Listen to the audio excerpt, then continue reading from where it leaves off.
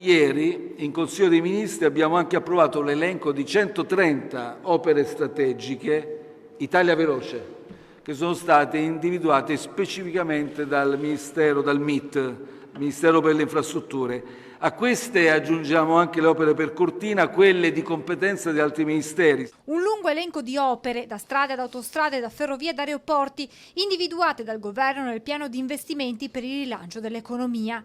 Divisa in capitoli, la programmazione illustrata dal premier Giuseppe Conte vede inserita nero su bianco tra le opere prioritarie la nuova superstrada pedemontana veneta. Arriva dunque ufficialmente il via libera del governo ad una infrastruttura ritenuta strategica e determinante a nord-est.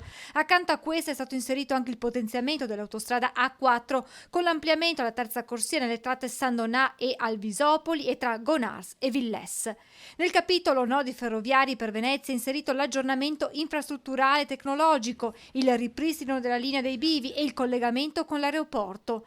La linea Brescia-Verona-Padova, il potenziamento Venezia-Trieste sono le opere prioritarie per le direttrici ferroviarie. In project review invece la tratta di adduzione Verona-Brennero. In progettazione di fattibilità anche la riqualifica della strada statale 309 Ravenna-Venezia. Sempre nel capitolo strade e autostrade, il Ministero tra i programmi prioritari ha inserito la terza corsia della A13 tra Monselice e Padova Sud. Infine, per quanto concerne gli aeroporti, tra i programmi prioritari il collegamento allo scalo di Venezia tramite metropolitano, rete ferroviaria e ancora l'espansione della capacità del terminal per gli hub intercontinentali, tra cui il Marco Polo.